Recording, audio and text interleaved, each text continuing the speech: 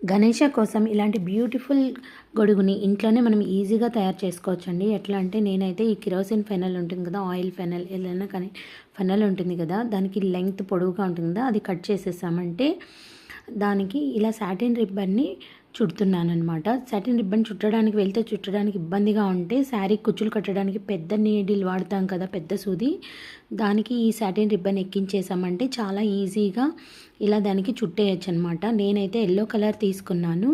మీకు ఏ కలర్ కావాలంటే ఆ కలర్ తీసుకోండి. ఇలా రిబ్బన్ చుట్టేసి చివరిలో గ్లూ పెట్టి అతికిచ్చేస్తే చూసారా ఇలా కలర్ఫుల్గా తయారైపోయింది. దీనికి మనకి ఎలాంటి పూసలు కావాలంటే అలాంటి పూసలతో ఇలా హ్యాంగింగ్ కుట్టుకోవచ్చు. నేనైతే ముత్యాల్లాగా ఉండాలని వైట్ కలర్ తీసుకున్నాను. వీటిని మనం బ్లౌజెస్కి శారీస్కి వాడుతుంటాం కదా, అవేనండి ఈ పూసలు. ఇక ఇదేమో లేస్, మనం జనరల్గా మామూలుగా ఇంట్లో యూస్ చేసే లేసే ఇది.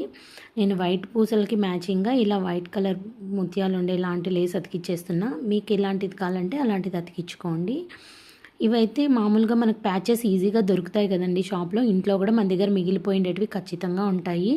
వాటిని నేను ఇలా అతికిస్తున్నాను. మీకు ఎలా కావాలంటే అలా వేరే ఏదైనా కూడా డిజైన్ అతికించుకోవచ్చు. నేనైతే ఈ ప్యాచెస్ని అతికించేసాను, సెట్ అయిపోయాయి అనేసి. ఓహెచ్పి షీట్ మీద తయారు కూడా చేసుకోవచ్చు ఈ ప్యాచెస్ని.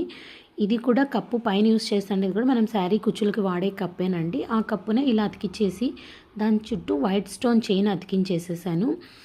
ఇప్పుడేమో గోల్డ్ కలర్ థ్రెడ్ తీసుకొని ఒక చివర ముడి వేసేసి ఇంకొక చివరని ఇలా పైకి నుంచి బయటకు వచ్చేలాగా వేసేసాను.